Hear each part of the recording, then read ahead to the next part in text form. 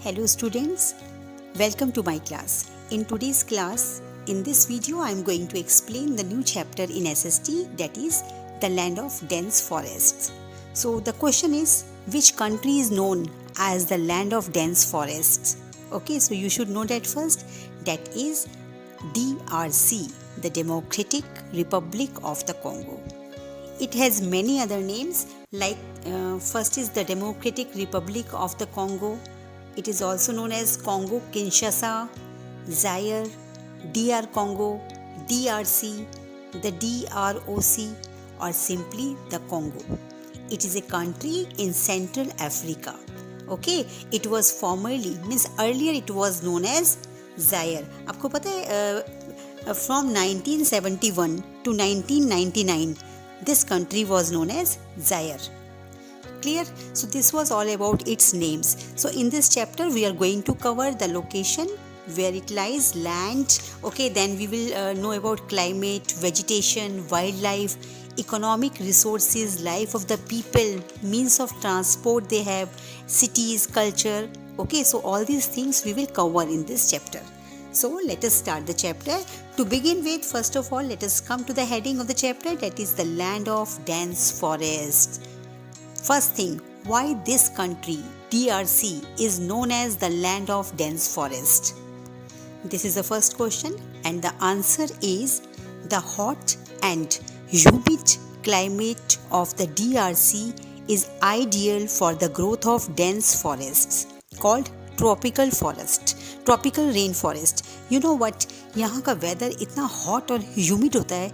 Humid you know जहाँ पे humidity, जैसे इन आर कंट्री अगर हम इंडिया की बात करें तो जो रेनी मंथ्स होते हैं उसमें ह्यूमिडिटी भी बहुत ज़्यादा होती है ना बारिश के दिनों में, तो you feel sticky. Okay, so you know what, तो यहाँ का जो वेदर होता है DRC का, it is always very hot and humid. इसी रीज़न से यहाँ पर जो फॉरेस्ट होते हैं they are very dense and they are called tropical rainforest. These rainforests they cover most of the DRC. मतलब DRC ज़्यादातर जो एरिया होता है it is covered by rain forests. सिर्फ कुछ पार्ट्स होते हैं वहाँ के democratic Republic of the Congo के कुछ ही पोर्शंस, स्पेशली अगर हम बात करें तो वहाँ का साउथ रीजन ऐसा होता है जहाँ पर climate is not so hot and wet and कुछ वेजिटेशन वहाँ पर डिफरेंट होती है. Otherwise remaining part of DRC is always hot and humid and it is covered by rain forest. Clear?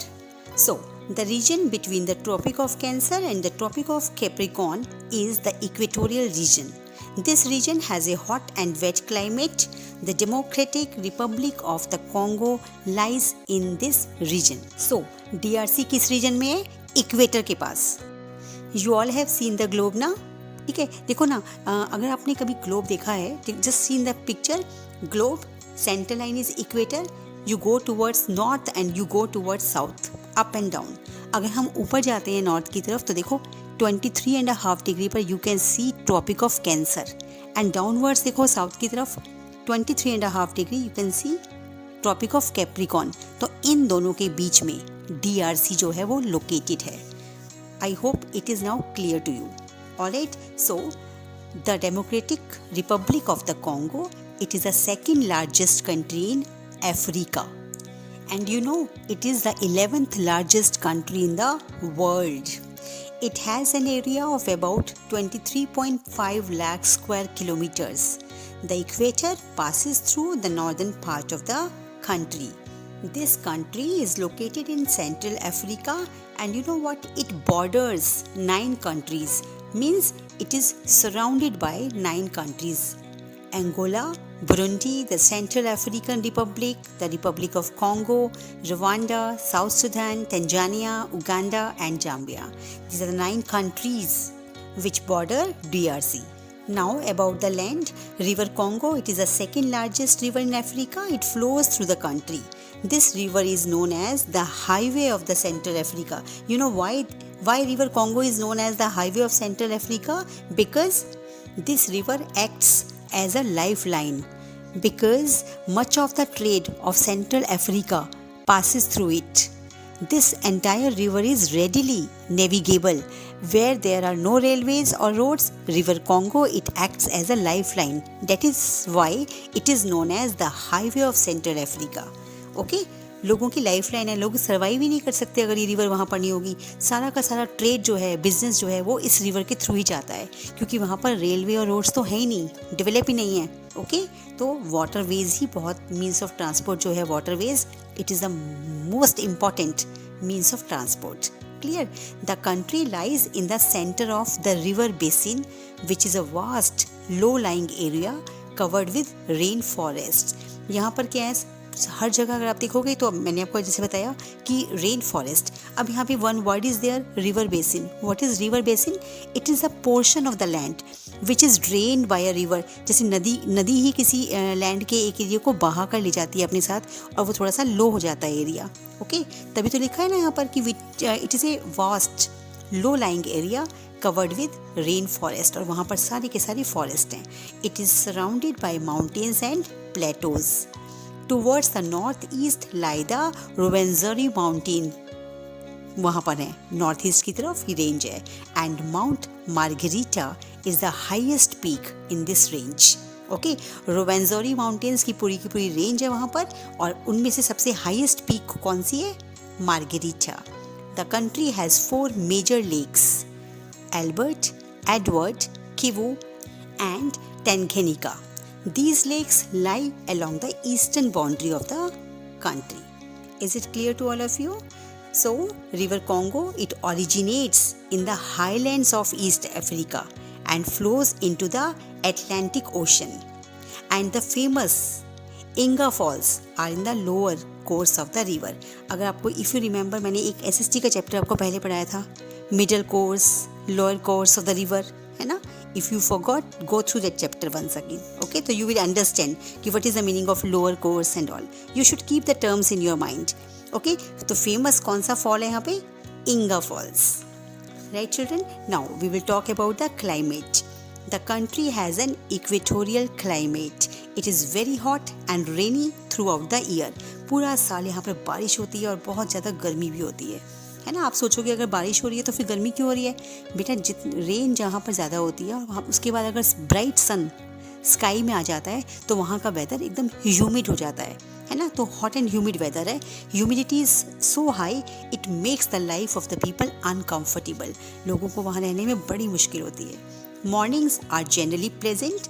Eight noon the temperature is very high and heat is unbearable. Gradually means slowly what happens, clouds build up resulting in heavy rain in the afternoons. थोड़ा सा मौसम अच्छा हो जाता है when it rains, but after some time evenings and nights are cool and comfortable, but because of rains and hot weather humidity बहुत ज़्यादा है यहाँ पर. Clear? Next let us come to the vegetation. In hot and humid regions trees and other plants grow very quickly. The forests, they have a large variety of trees. Most of the trees are tall and form a dense canopy at the top.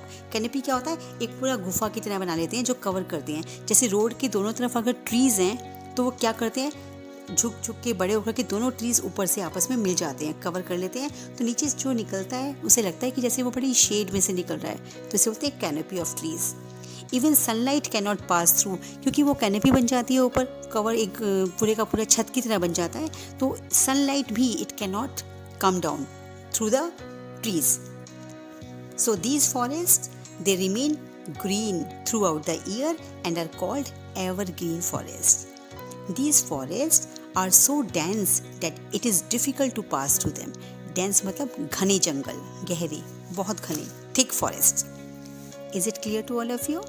So this is all about vegetation. Now the wildlife of DRC. Here the forests are very rich in wildlife. Gorillas, chimpanzees, monkeys, bonobos, baboons, they are found here. Marshy lands, marshy पता है ना, दलदल वाला area, थोड़ा सा muddy. They are home to the hippopotamus, rhinoceros and the elephant. The rivers and lakes are full of crocodiles, alligators, fish, okapis, antelopes are found in the forest of Ituri. Lions, cheetahs, hyenas, giraffes, buffaloes live in the grasslands. Pelicans, ducks, owls and eagles are some of the birds. तो मतलब wild life बहुत अच्छी है यहाँ पर, बहुत rich है. Variety of animals and birds they are found here. Is it clear? Now, economic resources. Farming is a main occupation. मतलब मैक्सिमम लोग यहाँ पे क्या करते हैं, फार्मिंग करते हैं. फॉरेस्ट्री, जंगल के प्रोडक्ट्स को बेचना. Fishing and livestock rearing are other occupations. Large areas under forest have been cleared for farming. The main food crops कौन कौन सी होती है? राइस, मेज एंड कैसावा. लोग इसकी खेती करते हैं, फूड क्रॉप्स की, और इसी को ग्रो करते हैं. Farmers, they also grow many cash crops such as cocoa, coffee, tobacco, cotton, rubber and oil palm. Such cash crops are exported to other countries and the methods of farming are traditional and primitive. बड़े traditional तरीके से ये लोग काम करते हैं, जैसे बहुत पहले के ज़माने से करते चले आए हैं. वही फार्मिंग का ऑक्यूपेशन है, वही ट्रेडिशन है इनका. बिल्कुल सिंपल तरीके से अपना सेम उसको फॉलो कर रहे हैं, वो ट्रेडिशन को फॉलो कर रहे हैं. The country is rich in minerals and the minerals found here are gold, cobalt, copper, cadmium, petroleum, diamond, silver, zinc, manganese. These all are the names of the metals. Uranium, iron ore, bauxite जिससे aluminium मिलता है, ore है, bauxite is an ore, and coal. ये सब के सब चीज़ें यहाँ पर minerals they are found. Just see कितना rich है यहाँ पर resources. लेकिन पता है आपको, तब भी यहाँ पर लाइफ बहुत ही मुश्किल लाइफ है लोगों की. It is a tough life, difficult life, क्योंकि यहाँ पॉवर्टी बहुत है. Most minerals are exported. Industries are not well developed. Most industries are based on agricultural raw materials and some products such as shoes and textiles are manufactured in the cities. जो यहाँ पर city का area है, वहाँ पर कुछ textiles मतलब कपड़ों का काम होता है, शूज़ वगैरह के प्रोडक्ट्स मैन्युफैक्चर किए जाते हैं, बनाए जाते हैं. ओके लेकिन यहाँ पर कुल मिलाकर के जॉब्स की फैसिलिटीज़ बहुत कम है, क्योंकि इंडस्ट्रीज़ जो हैं वो डेवलप नहीं है यहाँ पर. Well, the next let us come to the life of the people. The country is thinly populated. Thinly मतलब कम पॉपुलेशन है यहाँ पर. Most people live in scattered villages, जो आसपास छोटे मोटे विलेजेस में रहते हैं, फैले हुए एरियाज में रहते हैं. Some people have migrated to towns to work in mines and factories. और लोग यहाँ पर दूसरी जगह पे चले गए हैं, शिफ्ट हो रहे हैं काम करने के लिए. Okay and cassava, a root crop, is a staple food of the people. इसको क्या करते हैं ये लोग, ड्राई करते हैं और इसका फिर फ्लावर बनाते हैं, आटा बना लेते हैं, और उस आटे से क्या बनाते हैं, bread. And fish is an important part of their diet. The Bantu people constitute a majority of the population. They are tall and have curly hair. तो उनकी अपीयरेंस कैसी होती है बंटू पीपल की, देखो कि उनकी कर्ली हेयर होते हैं, टॉल होते हैं. They speak languages belonging to the large Bantu language group. These people follow traditional life styles. They enjoy music, dance and special occasions पे कलरफुल कपड़े पहनते हैं. Well then Pygmies are the original inhabitants of this country. DRC जो है, इसकी जो original inhabitants हैं, यहाँ के रहने वाले लोग कौन है, Pygmies. They are known as the Bambuti और Mbuti. They are very short, less than 150 centimeter tall. The Europeans who ruled the country in the past had driven the pygmies into the forests, where they lived by hunting and gathering food. Actually यहीं पर रहते थे वो लोग, लेकिन Europeans ने क्या किया, इस कंट्री के ऊपर रूल किया और उनको यहाँ से निकाल दिया. फिर उन लोगों को कहाँ रहना पड़ा, फॉरेस्ट में, जंगलों में, एंड वहाँ पर उन्हें हंटिंग की, फूड गैदर किया. The few Pygmies who still remain, they live mostly in the Ituri forest in the northeast. They live in huts and move about in search of food. And आज भी वो primitive life lead करते हैं, जैसे वो पहले life lead करते थे उसी life को आज भी lead करते हैं. कोई advancement नहीं हुई है. And you know what is the main problem? The main reason for this is Congo's education system. यहाँ पर education system बहुत poor है, क्योंकि बच्चों के parents भी educated नहीं हैं. And you know what? More than half of the children, they start school very late. It says 3 times more children are out of school. The reasons for this is because of the children's parents, they are not educated.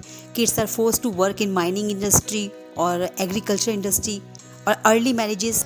उनकी जल्दी शादी कर दी जाती है. And this way education अगर बच्चों को नहीं मिलेगी तो उनका जो माइंड है वो डेवलप ही नहीं होगा. They can not think better, तो वो तो वही ट्रेडिशनल काम करेंगे ना.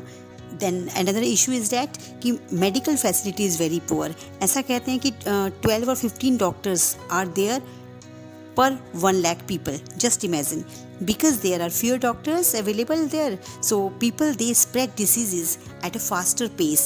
They are slow to get well or remain sick because there is not enough medicine to heal them. Congolese people they die earlier, lowering the birth rate, population and life expectancy.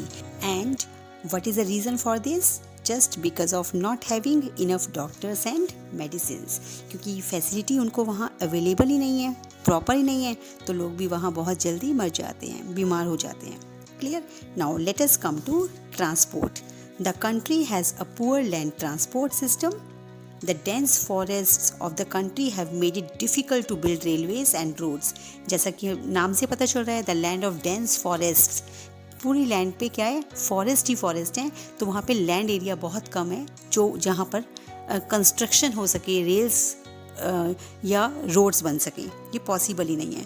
तो यहाँ पर क्या होता है, there are only some parts of the country they have roads and railways, but these are not maintained properly. उनकी maintenance भी बहुत मुश्किल है. The country has a network of rivers. मैंने बताया था ना आपको अभी थोड़ी देर पहले, वी हैड डन डैट कि the Congo river it is known as the highway, है ना. आई हैड एक्सप्लेन, क्योंकि ये लाइफ लाइन है, हाईवे ऑफ सेंट्रल अफ्रीका, क्योंकि लोगों की लाइफ लाइन है, पूरी लाइफ लोगों की इसी के ऊपर डिपेंड करती है. उनका जो लिविंग है it depends on the river. So country has a network of reverse. Water transport has become the chief means of travel. Air transport is a very effective way to travel in this vast country. The country has more than 200 airports.